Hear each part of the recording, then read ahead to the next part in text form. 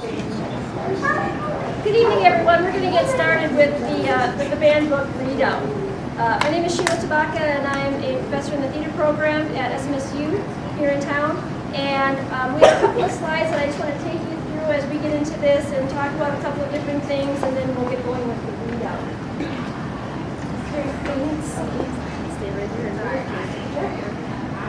So a couple of facts that I found out while I was getting ready for this is, and some of them you may already know, but books have been banned from time immemorial. Since there were books, people have been challenging them and taking a process to ban them. Banned Book Week, which is this week, the last week of September, started in 1982.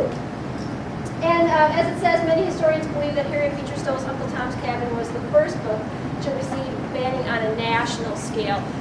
Mara and I were just talking with Pioneer a little bit about the banning and the challenging, and it really is by region. It's not something that happens nationally. Once one book is banned, it's banned all over the country, unless each pocket of the country decides to ban it.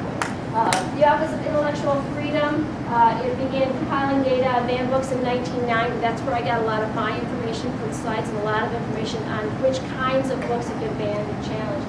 And the list that I sent out to our readers tonight where they could pick from. And some of them did pick from the list, and some of them had their own topics that they wanted to look at and books that they wanted to read from, and so we did that as well.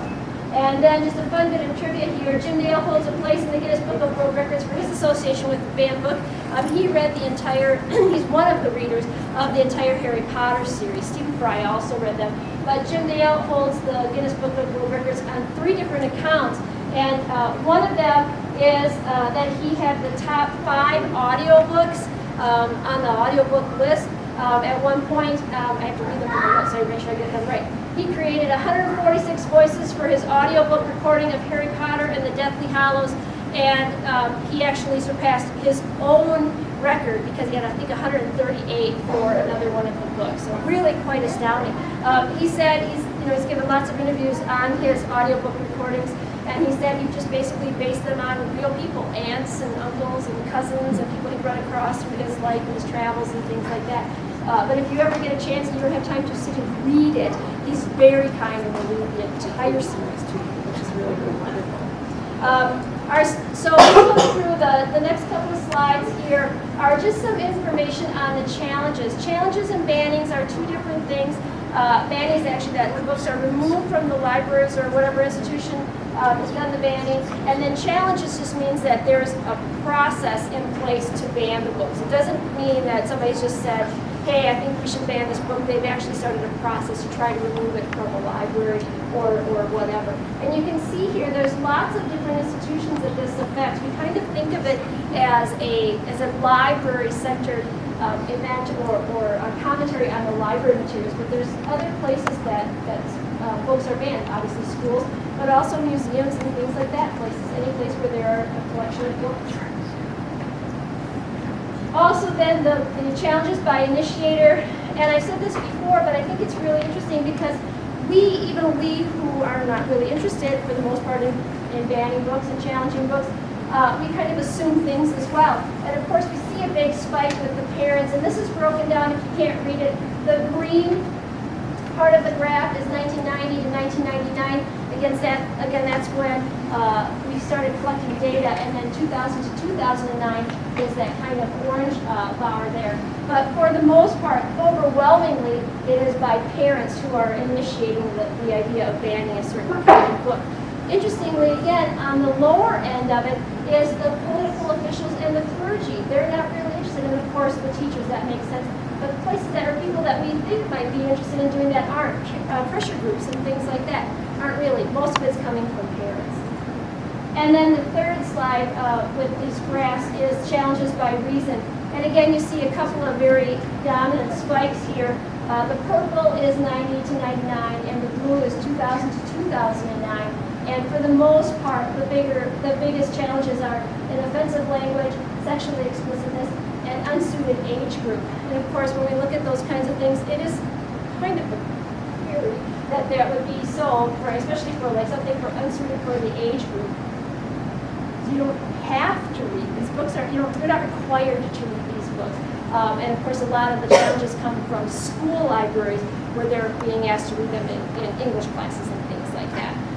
And so that's where we start our program tonight. So we have a series of readers. There are 11 people reading from different books from all different eras. And so hopefully you'll find something that maybe you remember fondly, or you're much more interested in now, or whatever. A couple of our books do have some offensive language, so just be aware of that.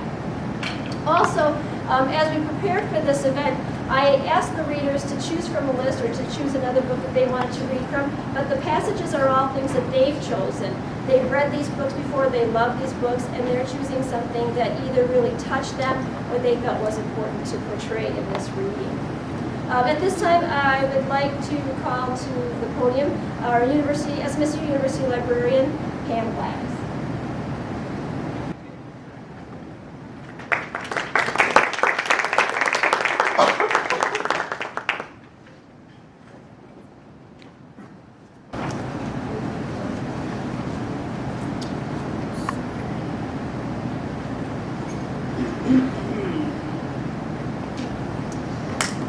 Now I'm going to tell you what happened in mid-May of 1950 that finally ended Andy's 3-year series of skirmishes with the sisters. It was also the incident which eventually got him out of the laundry and into the library, where he filled out his work time until he left our happy little family earlier this year. You may have noticed how much of what I've told you already is hearsay. Someone saw something and told me, and I told you.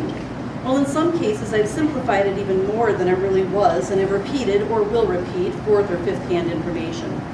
That's the way it is here. The grapevine is very real, and you have to use it if you're going to stay ahead. Also, of course, you have to know how to pick out the grains of truth from the chaff of lies, rumors, and wish-it-had-beens. You may also have gotten the idea that I'm describing someone who's more legend than man, and I would have to agree that there's some truth to that. To us long-timers who knew Andy over a space of years, there was an element of fantasy to him, a sense almost of myth magic, if you get what I mean. That story I passed on about Andy refusing to give Boggs Diamond a head job is part of the myth, and how he kept on fighting the sisters is part of it, and how he got the library job is part of it too. But with one important difference. I was there and I saw what happened, and I swear on my mother's name that it's all true. The oath of a convicted murderer may not be worth much, but believe this, I don't lie. Andy and I were on fair speaking terms by then. The guy fascinated me. Looking back to the poster episode, I see there's one thing I neglected to tell you, and maybe I should. 5 weeks after he hung Rita up, I'd forgotten all about it by then and had gone on to other deals, Ernie passed a small white box with the bars of my cell. From Dufresne, he said, low and never missed a stroke with his push broom. Thanks, Ernie, I said, and slipped in a half pack of Camels. Now what the hell was this, I was wondering as I slipped the cover from the box. There was a lot of white cotton inside, and below that, I looked for a long time. For a few minutes, it was like I didn't even dare touch them. They were so pretty. There's a crying shortage of pretty things in this land, and the real pity of it is that a lot of men don't even seem to miss them. There were 2 pieces of quartz in that box, both of them carefully polished. They had been chipped into driftwood shapes. There were little sparkles of iron pyrites in them like flecks of gold. If they hadn't been so heavy, they would have served as a fine pair of men's cufflinks. They were that close to a matched set. How much work went into creating those 2 pieces? Hours and hours after lights out, I knew that. First the chipping and shaping, and then the almost endless polishing and finishing with those rock blankets. Looking at them, I felt the warmth that any man or woman feels when he or she is looking at something pretty, something that has been worked and made. That's the thing that really separates us from the animals, I think. And I felt something else too, a sense of awe for the man's brute persistence. But I never knew just how persistent Andy Dufresne could be until much later. Do you recognize my story? From a movie or from the book? From the movie, right? Yeah, so we know this movie as Shawshank Redemption. The short story is Rita Hayworth in Shawshank Redemption in the book Different Seasons by Stephen King. I chose to read this book because I actually had this book banned at my high school library. Back in 1987, I was like, There was a complaint, not about this book, but about the Bachman books, another set of short stories by Stephen King, that a parent challenged. And our superintendent took it upon himself to go to the shelf and look at it and found it, what was the phrase? I wrote it down. The standards of the community. It did not meet the standards of the community. And while he was there looking at the Bachman book, he decided to look at all of the Stephen King books that were on the shelves. There were 6 of them at that time. And the superintendent and the principal decided to pull all 6 books from the shelves. And I did reach out to my high school librarian and ask what happened, because I didn't recall. The books were returned to the library, kept behind the checkout desk for seniors only. Real live banning to our south.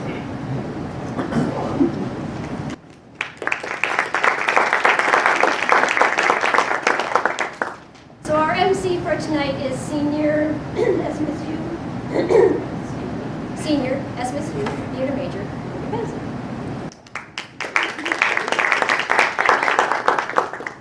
So our first reading is presented by Professor of Communication Studies Mark Fokin.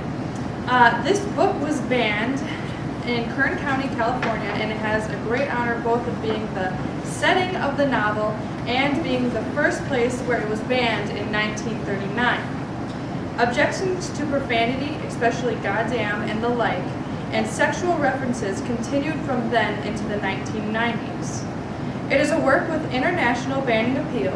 The book was barred in Ireland in the 50s, and a group of booksellers in Turkey were taken to court for spreading propaganda in 1973. Mark.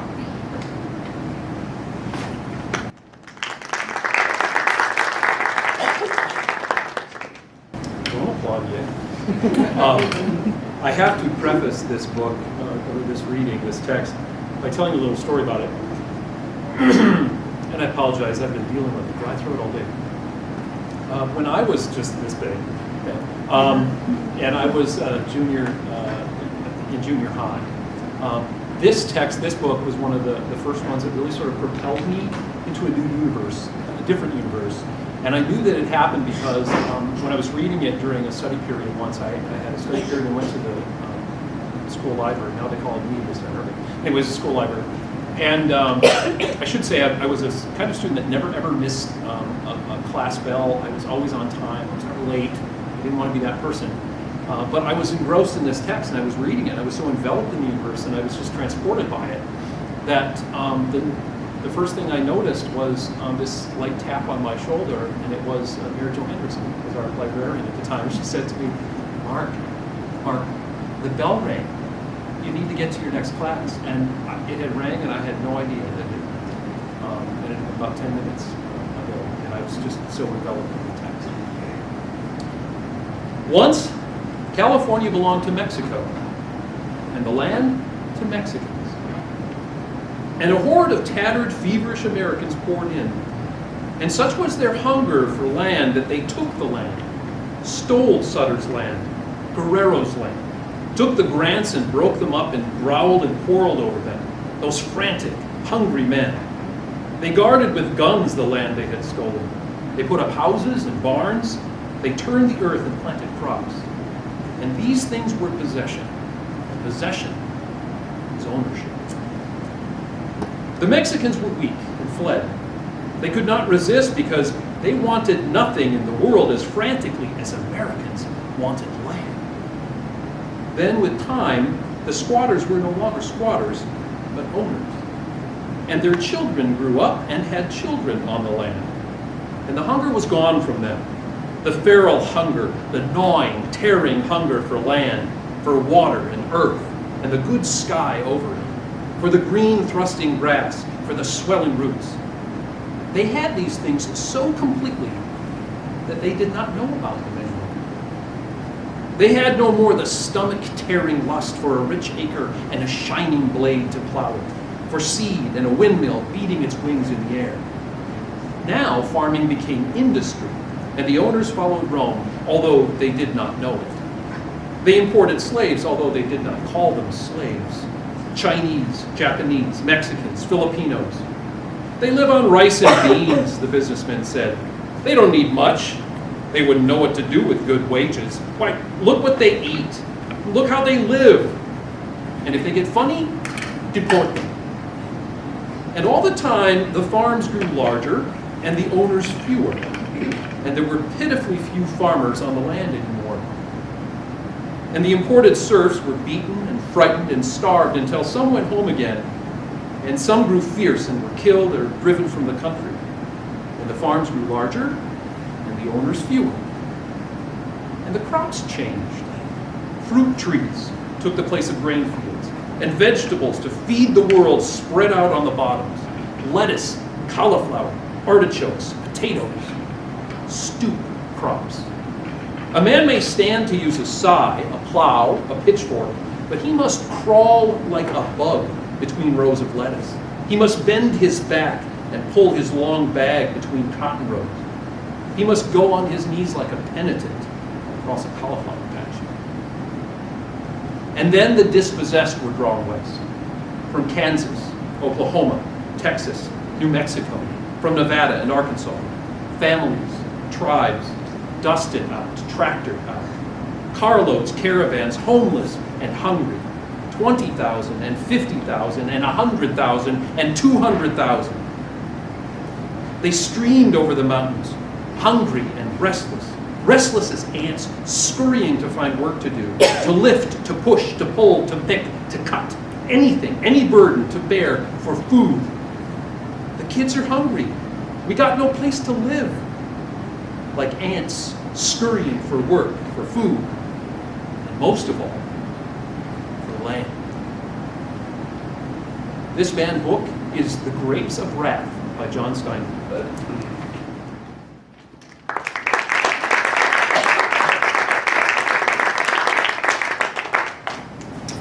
Our next reader is Professor of Theater and SMSU's Theater's Technical Director, Mike Lenz.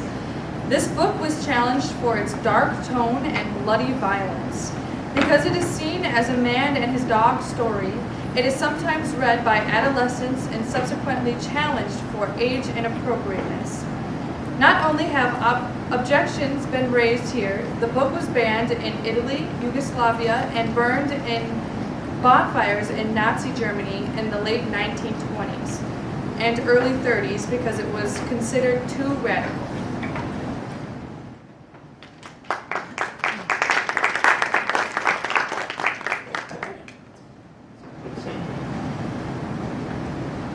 As I said when we did this yesterday, I had a couple of advantages growing up. I had many advantages growing up, but two that are of particular significance for this.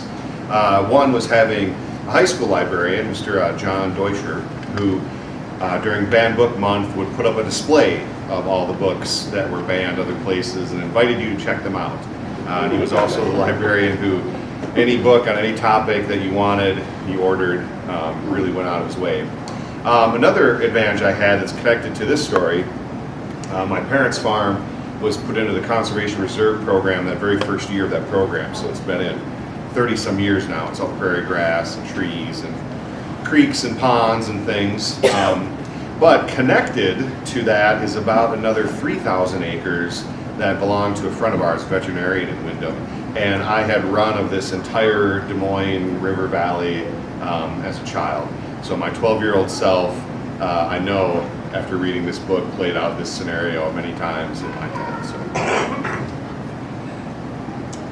It was an awkward mix-up. The sled was upside down and jammed between a tree trunk and a huge rock, and they were forced to unharness the dogs in order to straighten out the tangle. The two men were bent over the sled, trying to right it, when Henry observed One Ear sliding away. "Here you, One Ear!" he cried, straightening up and turning around on the dog. But One Ear broke into a run across the snow, his traces trailing behind him. And there, out in the snow of their back track, was a she-wolf waiting for him. As he neared her, she became cautious. He slowed down to an alert and mincing walk, and then stopped. He regarded her carefully and dubiously, yet desirefully. She seemed to smile at him, showing her teeth in an ingratiating rather than menacing way. She moved toward him a few steps, playfully, then halted. One ear drew near to her, still alert and cautious, his tail and ears in the air, his hair, his head held high. He tried to sniff noses with her, but she retreated playfully and coyfully. Every advance on his part was accompanied by a corresponding retreat on her part. Step by step, she was luring him away from the security of his human companionship. Once, as though a warning in a vague way fitted in through his intelligence, he turned his head and looked back at the overturned sled, at his teammates and the two men that were calling at him. But whatever idea had been forming in his mind was dissipated by the she-wolf, who advanced upon him, sniffing noses with him for a fleeting moment, and then resumed her coy retreat and his renewed advances. In the meantime, Bill had bethought himself of the rifle, but it was jammed beneath the overturned sled, and by the time Henry had helped to right the load, One Ear and the she-wolf were too close together and the distance too great to risk a shot. Too late, One Ear learned his mistake. Before they saw the cause, the two men saw him turn and start to run back toward them. Then, approaching at right angles to the trail and cutting off his retreat, they saw a dozen wolves, lean and gray, bounding across the snow. On the instant, the she-wolf's coyfulness and playfulness disappeared. With a snarl, she sprang upon One Ear. He thrust her off with his shoulder, and, his retreat cut off, but still intent on regaining the sled, he altered his course in an attempt to circle around it. More wolves were appearing every moment and joining in the chase. The she-wolf was one leap behind One Ear, and she was holding her own. "Where are you going?" Henry suddenly demanded, laying his hand on his partner's arm. Bill shook it off. "I won't stand it," he said. "They ain't gonna get one more of my dogs if I can help it." Gun in hand, he plunged into the underbrush that lined the side of the trail. His intention was apparent enough.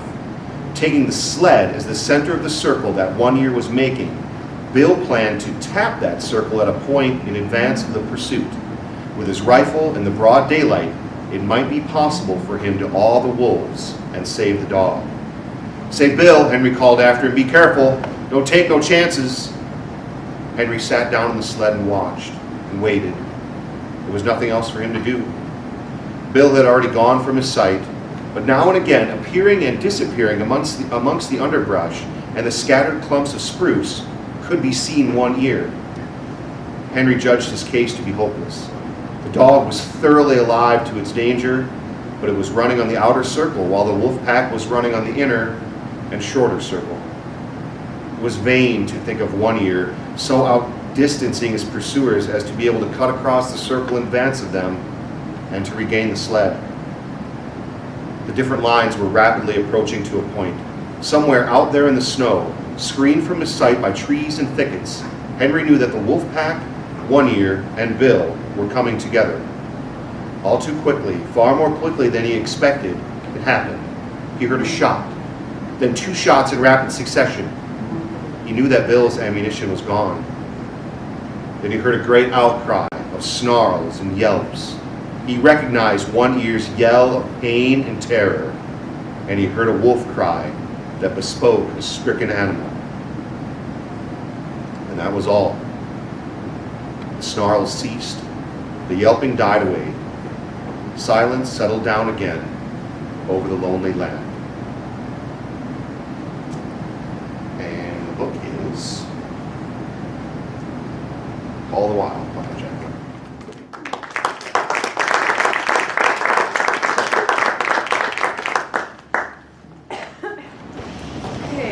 Our next reader is junior English major Soraya Cheadle. Rather than ban the book about book banning outright, Venado Middle School in Irvine, California, utilized an expurgated version of the text in which all the hells and damns were blacked out. Other complaints have said that the book went against objectors' religious beliefs.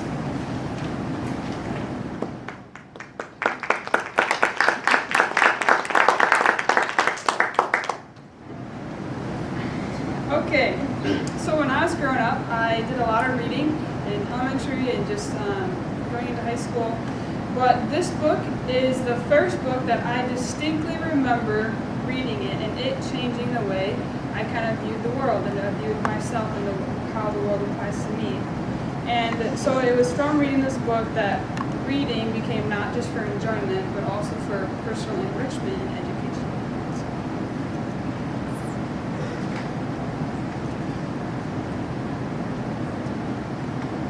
Next thing, they were up in musty blackness, swinging silver hatchets at doors that were, after all, unlocked, tumbling through like boys, all rollick and shout. Hey! A fountain of books sprang down upon Montague as he climbed shuddering up the sheer stairwell. How inconvenient. Always before it had been like snuffing a candle. The police went first and adhesive taped the victim's mouth and bandaged him off into their glittering beetle cars. So when you arrived, you found an empty house. You weren't hurting anyone. You were hurting only things. And since things really couldn't be hurt, since things felt nothing, and things don't scream or whimper as this woman might begin to scream and cry out, there's nothing to tease your conscience later. You're simply janitorial work, essentially. Everything to its proper place. Quick with the kerosene. Who's got a match? But now, tonight, someone had slipped. This woman was spoiling the ritual. The men were making too much noise, laughing, joking to cover her terrible, accusing silence below. She made the empty rooms roar with accusation and shake down a fine dust of guilt that was sucked in their nostrils as they plunged about. It was neither cricket nor correct. Montague felt an immense irritation. She shouldn't be here on top of everything. Books bombarded his shoulders, his arms, his upturned face. A book lit, almost obediently, like a white pigeon in his hands, wings fluttering. In the dim, wavering light, a page hung open, and it was like a snowy feather, the words delicately painted thereon. In all the rush and fervor, Montague had only an instant to read a line, but it blazed in his mind for the next minute as if stamped there with fiery steel. Time has fallen asleep in the afternoon sunshine. He dropped the book. Immediately another fell into his arms. Montague, up here. Montague's hand closed like a mouth, crushed the book with wild devotion, with an insanity of mindlessness to his chest. The men above were hurling shovelfuls of magazine into the dusty air. They fell like slaughtered birds, and the woman slid below, like a small girl, among the bodies. Montague had done nothing. His hand had done it all. His hand with a brain of its own, with a conscience and a curiosity in each trembling finger, had turned thief. Now had plunged the book back under his arm, pressed it tight to sweating armpit, rushed out empty with a magician's flourish. Look here! Innocent! Look!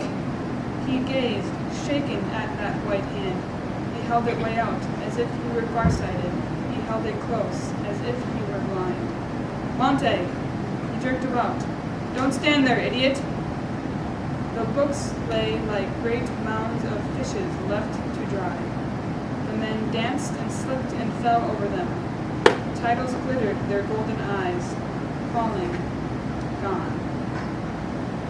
This book is Ray Bradbury's Fahrenheit 451.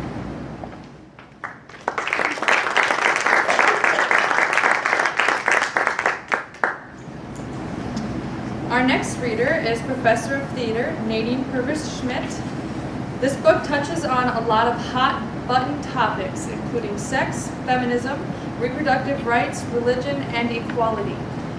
It's also almost universally agreed upon that it is a disturbing and terrifying read, which has likely contributed to the many bans and challenges received over the years.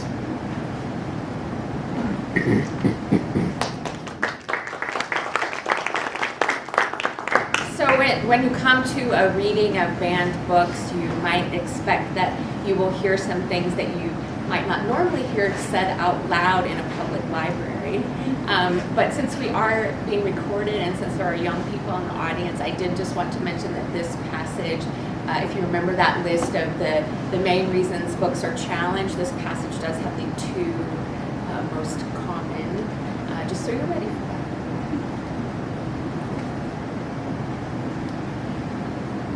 The ceremony goes as usual. I lie on my back, fully clothed except for the healthy white cotton underdrawers. What I could see, if I were to open my eyes, would be the large white canopy of Serena Joy's outsized colonial-style four-poster bed, suspended like a sagging cloud above us, a cloud sprigged with tiny drops of silver rain, which, if you looked at them closely, would turn out to be four-petaled flowers. I would not see the carpet, which is white, or the sprigged curtains and skirted dressing table with its silver-backed brush and mirror set. Only the canopy, which manages to suggest at one and the same time, by the gauziness of its fabric and its heavy downward curve, both ethereality and matter. Or the sail of a ship, big-bellied sails, they used to say in poems, bellying, propelled forward by a swollen belly. A mist of lily of the valley surrounds us, chilly, crisp almost. It's not warm in this room. Above me, towards the head of the bed, Serena Joy is arranged outspread. Her legs are apart. I lie between them, my head on her stomach, her pubic bone under the base of my skull, her thighs on either side of me. She too is fully clothed. My arms are raised. She holds my hands, each of mine, in each of hers. This is supposed to signify that we are one flesh, one being. What it really means is that she is in control of the process and thus of the product, if any. The rings of her left hand cut into my fingers. It may or may not be revenge. My red skirt is hitched up to my waist, though no higher. Below it, the commander is fucking. What he is fucking is the lower part of my body. I do not say making love because this is not what he's doing. Copulating two would be inaccurate because it would imply two people and only one is involved. Nor does rape cover it. Nothing is going on here that I haven't signed up for. There wasn't a lot of choice, but there was some, and this is what I chose. Therefore, I lie still and picture the unseen canopy over my head. I remember Queen Victoria's advice to her daughter, close your eyes and think of England. But this is not England. I wish you would hurry up. Maybe I'm crazy and this is some new kind of therapy. I wish it were true, then I could get better and this would go away. Serena Joy grips my hands as if it is she, not I, who's being fucked, and if she finds it either pleasurable or painful, and the commander fucks with a regular 2-4 marching stroke, on and on like a tap dripping. He is preoccupied, like a man humming to himself in the shower without knowing he's humming, like a man who has other things on his mind. It's as if he's somewhere else, waiting for himself to come, drumming his fingers on the table while he waits. There's an impatience in his rhythm now. But isn't this everyone's wet dream, two women at once? They used to say that. Exciting, they used to say. What's going on in this room under Serena Joy's silvery canopy is not exciting. It has nothing to do with passion or love or romance or any of those other notions we used to titillate ourselves with. It has nothing to do with sexual desire, at least for me, and certainly not for Serena. Arousal and orgasm are no longer thought necessary. They would be a symptom of frivolity merely, like jazz garters or beauty spots, superfluous distractions for the light-minded, outdated. It seems odd that women once spent such time and energy reading about such things, thinking about them, worrying about them, writing about them. They are so obviously recreational. This is not recreation, even for the commander. This is serious business. The commander, too, is doing his duty. If I were going to open my eyes a slit, I would be able to see him. His not unpleasant face hanging over my torso with a few strands of his silver hair falling perhaps over his forehead, intent on his inner journey, that place he is hurrying towards, which recedes as in a dream at the same speed with which he approaches it. I would see his open eyes. If he were better looking, would I enjoy this more? At least he's an improvement on the previous one, who smelled like a church cloakroom in the rain, like your mouth when the dentist starts picking at your teeth, like a nostril. The commander, instead, smells of mothballs, or is this odor some punitive form of aftershave? Why does he have to wear that stupid uniform? Would I like his white, tufted, raw body any better? Kissing is forbidden between us. This makes it bearable. One detaches oneself. One describes. He comes at last with a stifled groan as of relief. Serena Joy, who has been holding her breath, expels it. The commander, who has been propping himself on his elbows away from our combined bodies, doesn't permit himself to sink down into us. He rests a moment, withdraws, recedes, rezippers. He nods, then turns and leaves the room, closing the door with an exaggerated care behind him, as if both of us are his ailing mother. There's something hilarious about this, but I don't dare laugh. Serena Joy lets go of my hands. "You can get up now," she says. "Get up and get out." She's supposed to have me rest for 10 minutes with my feet on a pillow to improve the chances. This is meant to be a time of silent meditation for her, but she's not in the mood for that. There's loathing in her voice, as if the touch of my flesh sickens and contaminates her. I untangle myself from her body, stand up. The juice of the commander runs down my legs. Before I turn away, I see her straighten her blue skirt, clench her legs together. She continues lying on the bed, gazing up at the canopy above her, stiff and straight as an effigy. Which of us is it worse for? Her or me?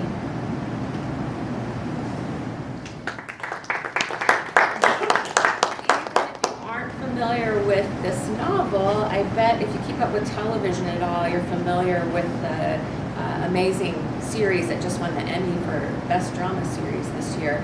And of course, this banned book is Margaret Atwood's The Handmaid's Tale.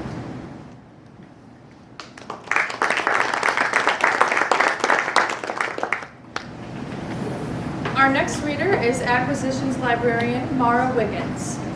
This author's work is beloved by children from many generations and has captured the collective imagination.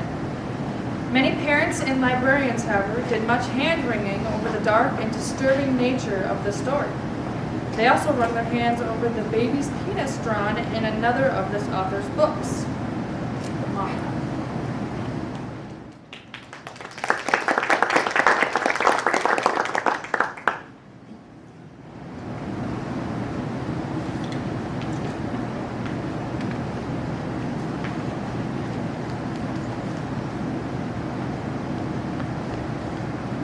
The night Max wore his wolf suit, he made mischief of one kind and another. His mother called him Wild Thing, and Max said, "I'll eat you up!" So he was sent to bed without eating anything. That very night in Max's room, a forest grew and grew and grew until the ceiling hung with vines and the walls became the world all around. And an ocean tumbled by with a private boat for Max, and he sailed off through night and a day, and in and out of weeks and almost over a year to where the wild things are. And when he came to the place where the wild things are, they roared their terrible roars and gnashed their terrible teeth and rolled their terrible eyes and showed their terrible claws. Till Max said, "Be still!" and tamed them with the magic trick of staring into all their yellow eyes without blinking once, and they were frightened and called him the most wild thing of all, and made him king of all the wild things. "And now," cried Max, "let the wild rumpus start!"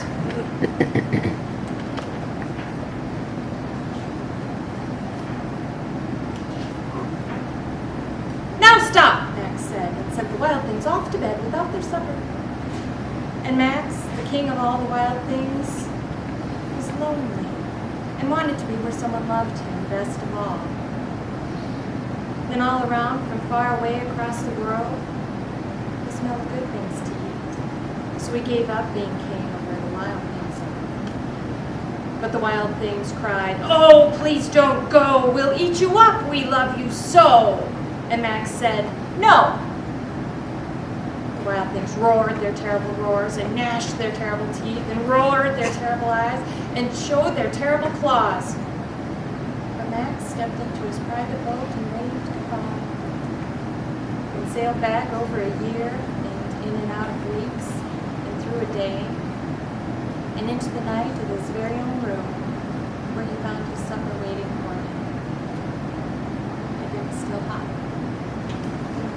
This bad book is where the wild things are. They always say.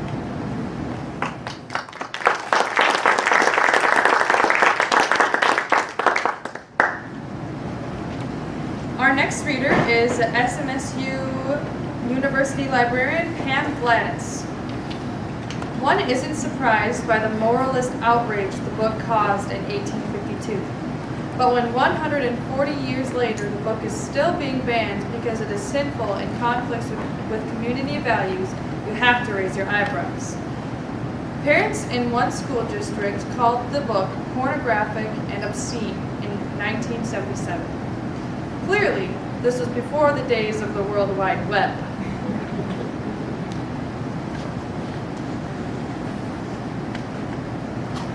Another piece to this book is it's often read in sophomore level high school classes. I would be shocked to hear it didn't happen at mine. But I got to read it when I was a SMSU or SSU student, American Lit class. Good wives, said a hard-featured dame of 50. I'll tell you a piece of my mind. It would be greatly for the public behoof if we women, being of mature age and church members in good repute, should have the handling of such malefactors as this Hester Prynne.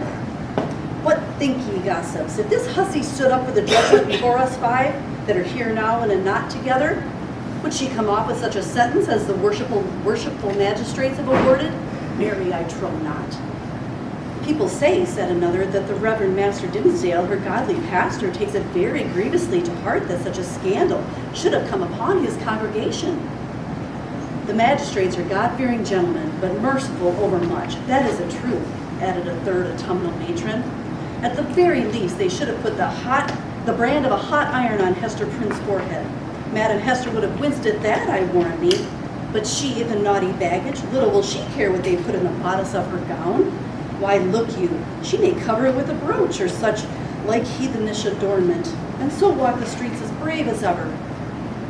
Ah, but, interposed more softly a young wife, holding a child by the hand, let her cover the mark as she will, the pang of it will always be in her heart. What do we talk of marks and brands, whether on the bodice on her, or on her gown, or on the flesh of her forehead, cried another female, the ugliest, as well as the most pitiless of these self-constituted judges. This woman has brought shame upon us all, and ought to die. Is there no law for it? Truly there is, both in the scripture and the statute book. Then let the magistrates, who have made it of no effect, think themselves if their own wives and daughters go astray.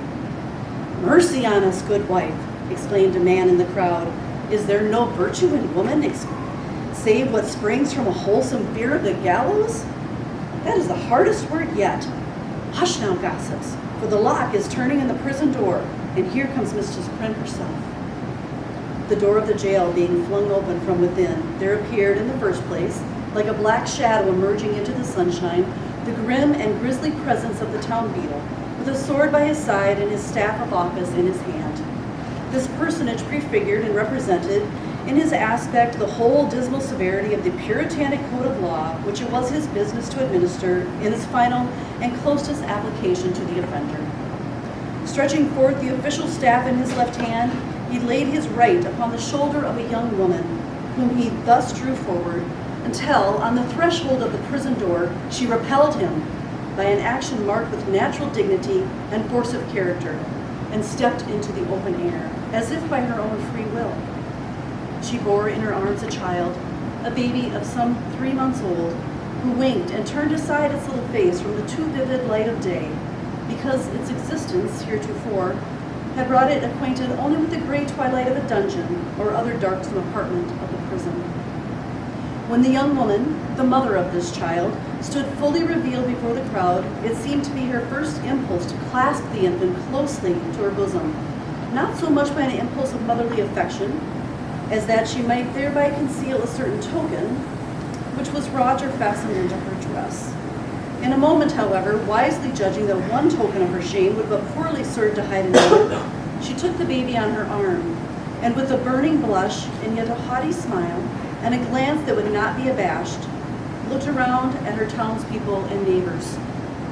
On the breast of her gown, in fine red cloth, surrounded with an elaborate embroidery and fantastic flourishes of gold thread, appeared the letter A.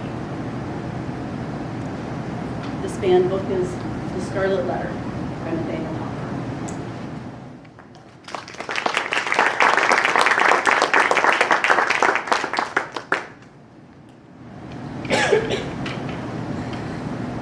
Our next reader is Marshall Lyon County Librarian Paula Neems. This book was challenged in Polk City, Florida Elementary School under allegations that the story promotes witchcraft, crystal balls, and demons. It was also challenged in the Anniston, Alabama schools under objection to the book's use of the name of Jesus Christ in relations to other artists, philosophers, scientists, and religious leaders. Frequently challenged for undermining religious beliefs. Paula.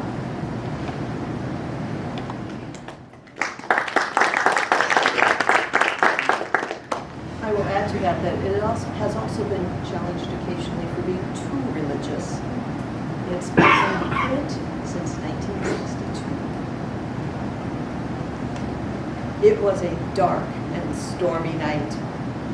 Perhaps this cliched opening is the reason the author initially received some 26 rejection letters, but in reality the publishers didn't really know what to do with it. Was it too intense for children but not deep enough for adults?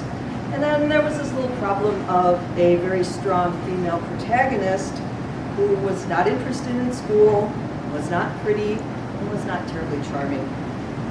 At last, a publisher took a chance after one of his colleagues commented, "I think this is the worst book I have ever read. It reminds me of The Wizard of Oz." But what is it? Calvin demanded. We know that it's evil, but what is it? You said it. It is the powers of darkness. And we're not alone, you know, children. All through the universe it is being fought, all through the cosmos. And my, but it's a grand and exciting battle. I know it's hard for you to understand about size, how there's very little difference in the size of the tiniest microbe in the greatest galaxy. Think about that. And maybe it won't seem strange to you that some of our very best fighters have come right from your own planet. And it's a little planet, dears, out on the edge of the galaxy. You can be proud that it's done so well. Who have our fighters been? You must know, dears. Her spectacles shone out at them triumphantly. And the light shineth in darkness, and the darkness comprehended not.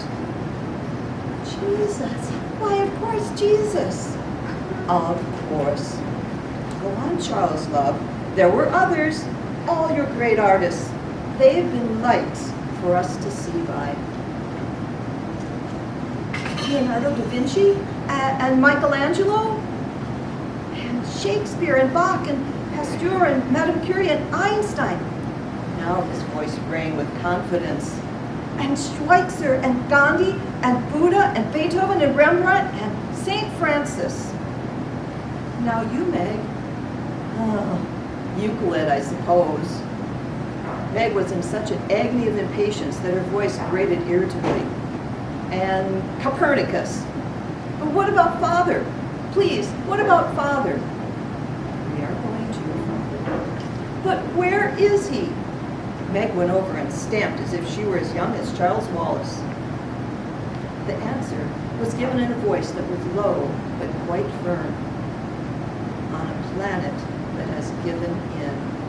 So you must prepare to be very strong. All traces of cheer had left her face. She sat holding the great ball, looking down at the shadowed earth, and a slow tear coursed down her cheek. I can't stand it any longer, she sobbed. Watch now, children, watch. The darkness seemed to seethe and writhe. Was this meant to comfort them? Suddenly, there was a great burst of light through the darkness, The light spread out, and where it touched the darkness disappeared. The light spread until the patch of the dark thing had vanished, and there was only a gentle shining. And through the shining came stars, clear and pure. Then slowly, the shining dwindled until it too was gone, and there was nothing but stars and starlight.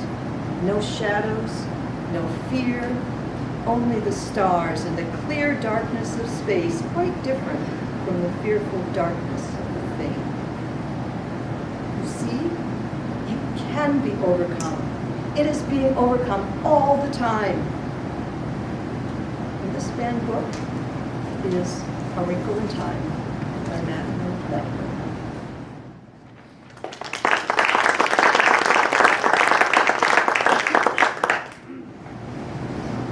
Our next reader is Professor of Communication Studies, Assistant Director of Forensics, and co-founder of the Marshall Area Storytellers, Julie Walker. Considered to be too expert in its ruminations for some high schools, the book was banned from high school reading lists in schools in Pennsylvania, Wisconsin, and Washington State.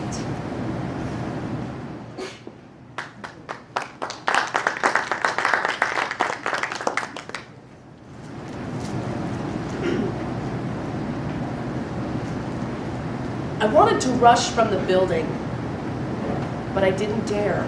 I sat stiff and erect, supported by the hard bench, relying upon it as a form of hope. I could not look at Dr. Bledsoe now, because old Barbie had made me feel my guilt and accept it. For although I had intended it, any act that endangered the continuity of the dream was an act of treason. I did not listen to the next speaker, a tall white man who kept dabbing at his eyes with his handkerchief, repeating his phrases in an emotional and inarticulate manner. Then the orchestra played excerpts from Dvorak's New World Symphony, and I kept hearing, "Swing low, sweet chariot," resounding through its dominant theme, my mother and grandfather's favorite spiritual. It was more than I could stand, and before the next speaker could begin, I hurried past the disapproving eyes of teachers and matrons out into the night. A mockingbird trilled a note from where it perched upon the hand of the moonlit founder, flipping its moon-mad tail above the head of the eternally kneeling slave. I went up the shadowy drive, heard it trill behind me. The street lamps glowed brilliant in the moonlit dream of the campus, each light serene in its cage of shadows. I might well have waited until the end of services, for I hadn't gone far when I heard from the din, the bright notes of the orchestra striking up a march, followed by a burst of voices as the students filed out into the night. With a feeling of dread, I headed for the administration building, and upon reaching it, stood in the darkened doorway. My mind fluttered like the moths that veiled the street lamp which cast shadows across the bank of grass below me. I would now have my real interview with Dr. Bledsoe, and I recalled Barbie's address with resentment. With such words fresh in his mind, I was sure Dr. Bledsoe would be far less sympathetic to my plea. I stood in the darkened doorway, trying to probe my future if I was expelled. Where would I go? What would I do? How could I ever return home? This banned book is The Invisible Man by Ralph Ellison.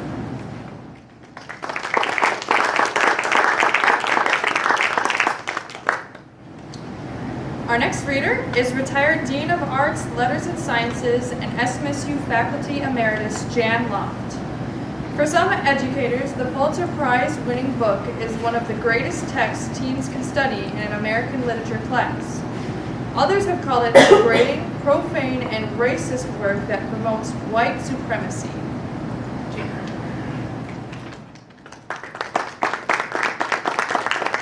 Thank you, Morgan. My book has been covered with plain brown wrapper, just special for this occasion, but we'll set it free after the reading. And just to add to Morgan's comments, This book was either challenged or banned not only for the racism in the language, but because of the subjects of rape and incest.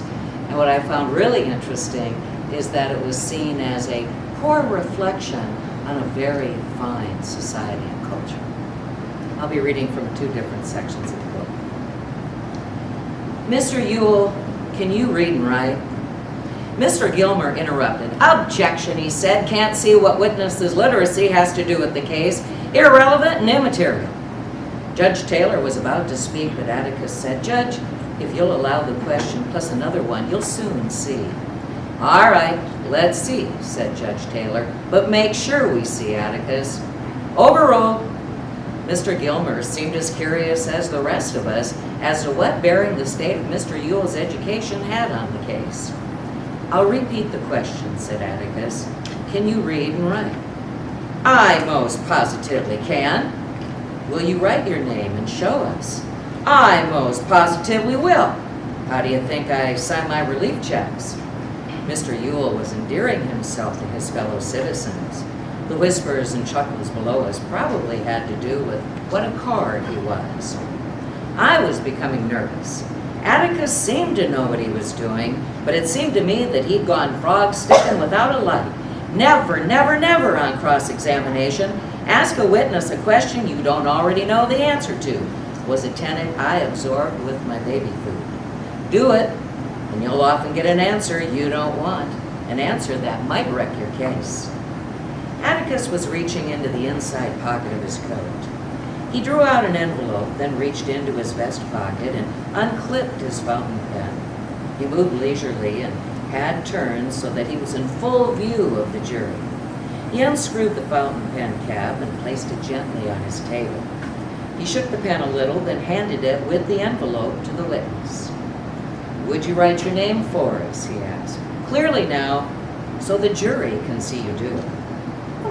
Mr. Ewell wrote on the back of the envelope and looked up complacently to see Judge Taylor staring at him as if he were some fragrant gardenia in full bloom on the witness stand, to see Mr. Gilmer half sitting, half standing at his table. The jury was watching him. One man was leaning forward with his hands over the railing. What's so interesting, he asked.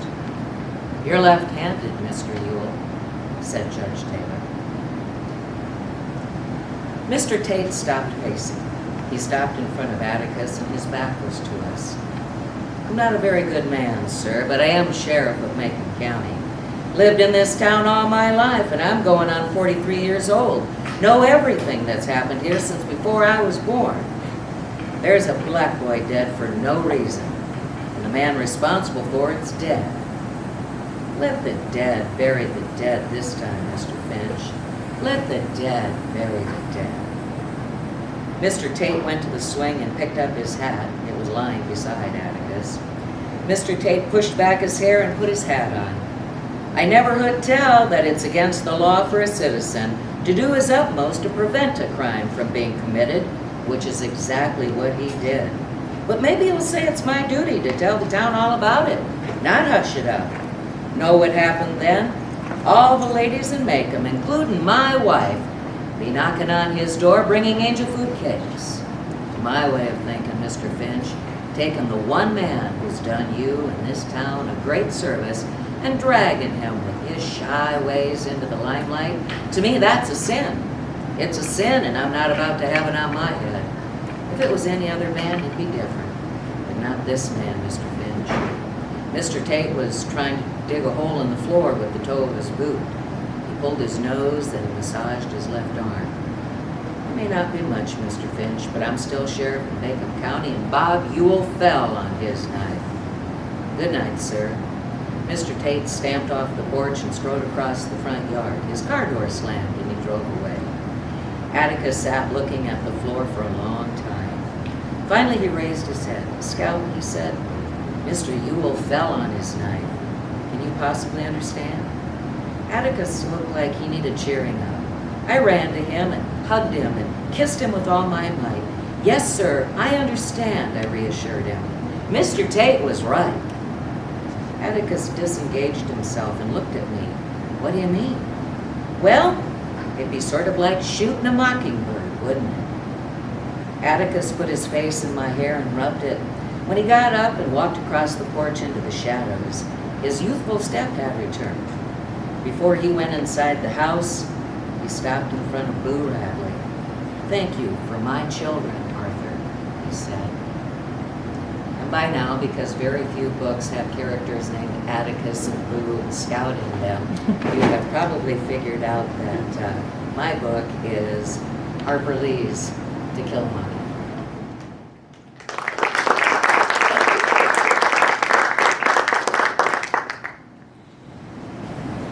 Our next reader is Associate Director of AOS, Access Opportunity Success, Michelle Knife Sterner.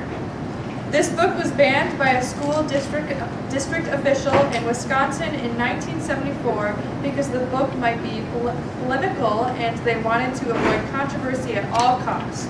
If there's a possibility that something might be controversial, why not eliminate it? The official stated.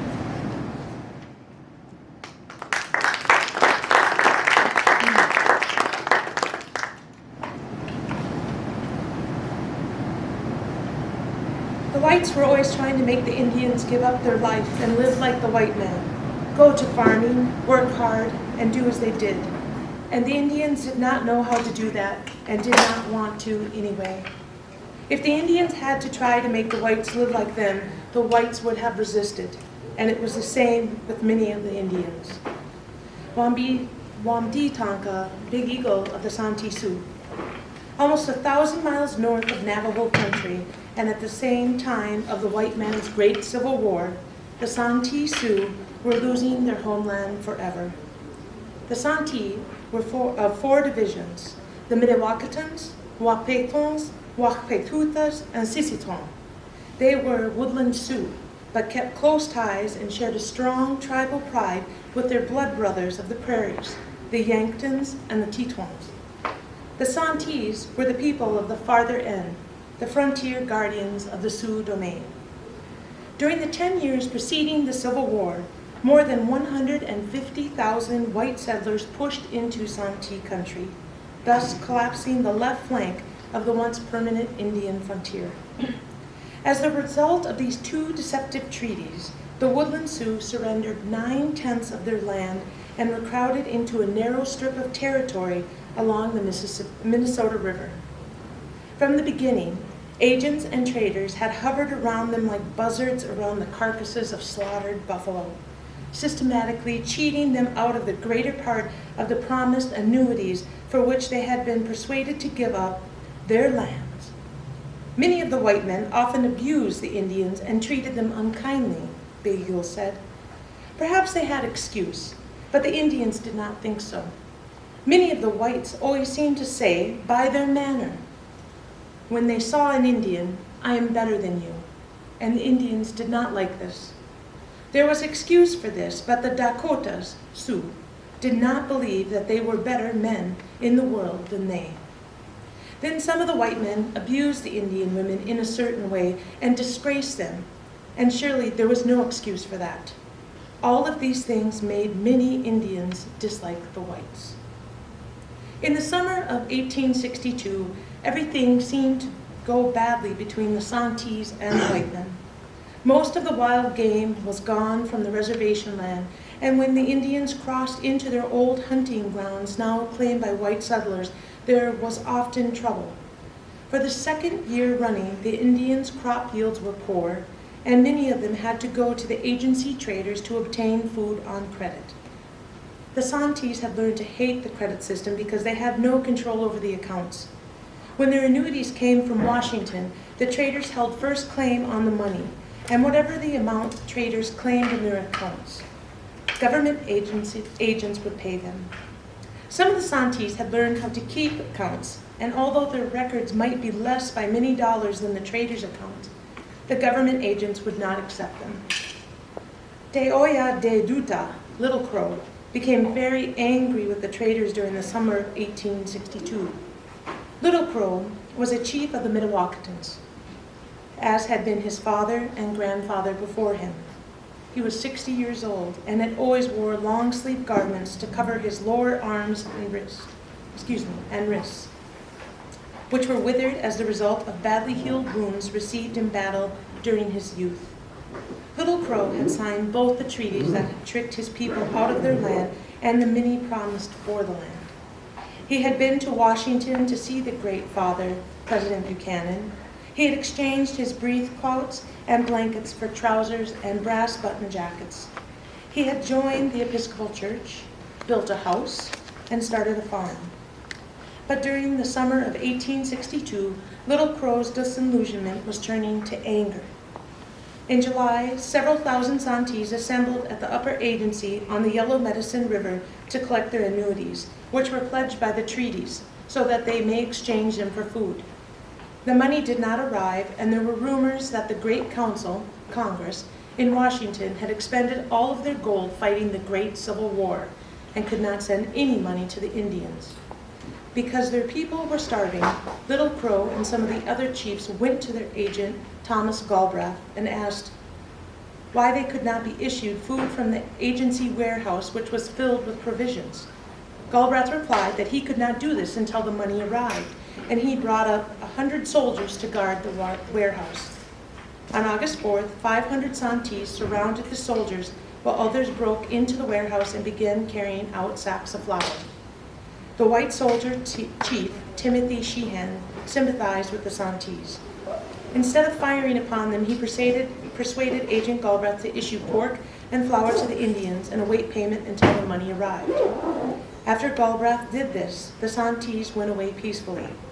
Little Crow did not leave, however, until the agent promised to issue similar amounts of food to the Santees at the lower agency, 30 miles downriver at Redwood.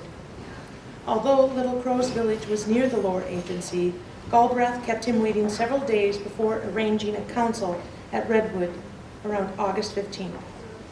Early that morning, Little Crow and several hundred hungry Mdewakanton assembled, but it was obvious from the beginning that Galbraith and the 4 traders at the lower agency had no intention of issuing food from their store before arrival of the annuity funds.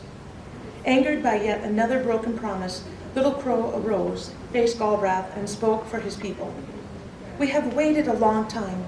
The money is ours, but we cannot get it. We have no food, but here are these stores filled with food. We ask that you, the agent, make some arrangement by which we can get food from the stores, or else we may take our own way to keep ourselves from starving. When men are hungry, they help themselves." Instead of replying, Galbraith turned to the traders and asked them what they would do.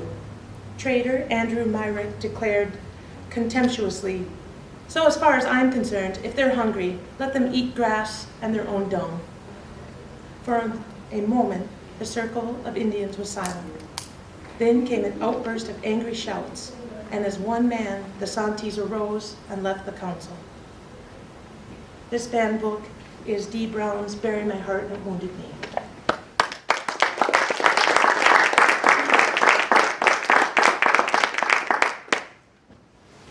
Our final reader is Cassie Williams, Academic Specialist for AOS. Parents of students in advanced English classes in Virginia High School objected to language and sexual content in this book, which made Time magazine's list of top 100 best English language novels from 1923 to 2005.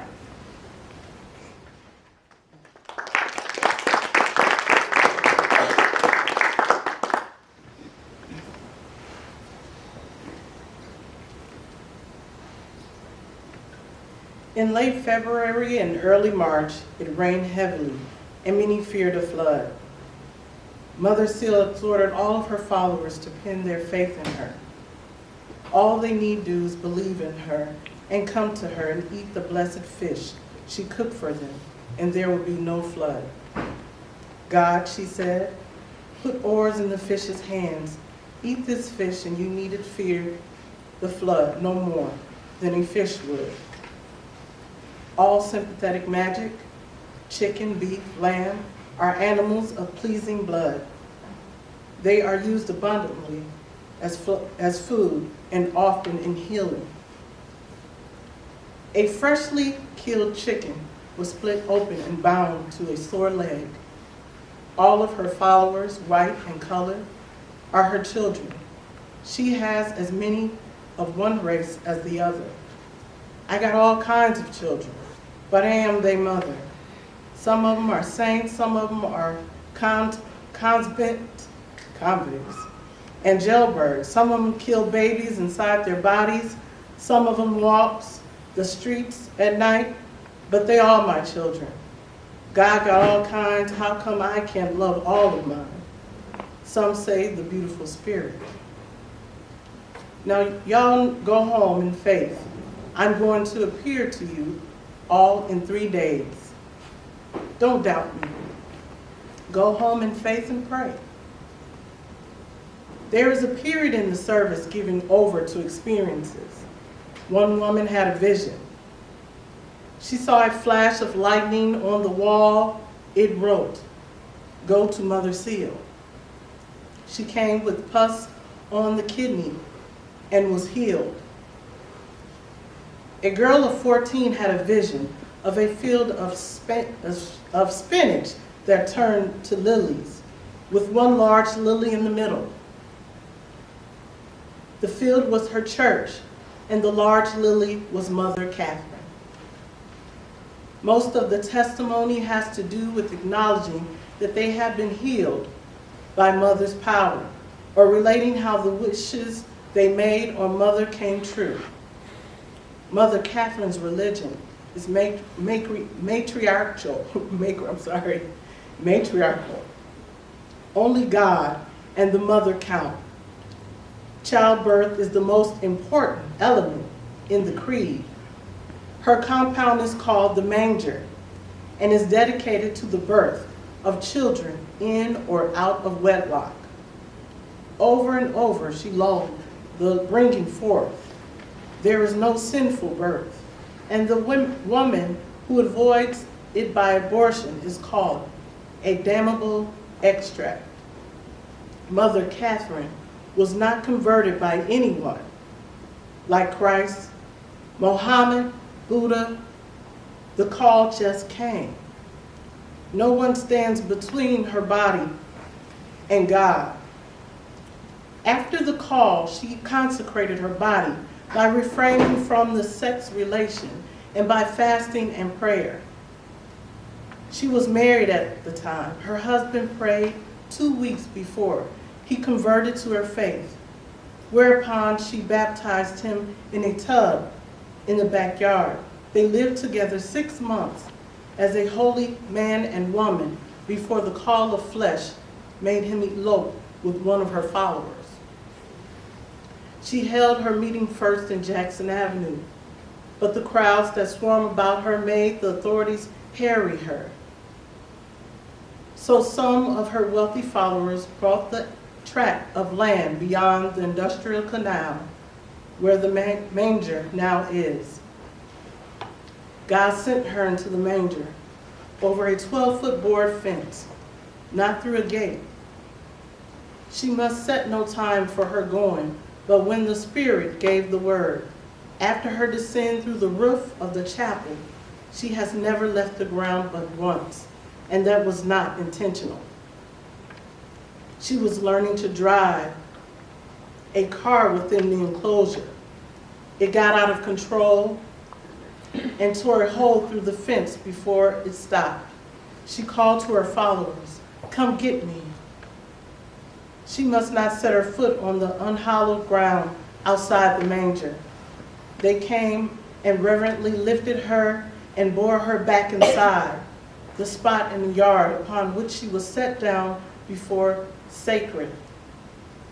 For a voice spoke as her feet touched the ground and said, "Put down here the pool of Gethsemane so that the believers may have holy water to drink.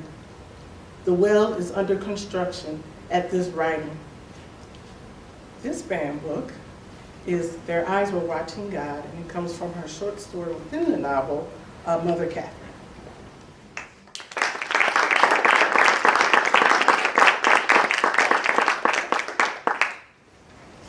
Well, thank you for coming out tonight. Thanks to the readers and our library staff. If you enjoyed this program, please go ahead and take time to share it with your friends. And remember to exercise your right to read.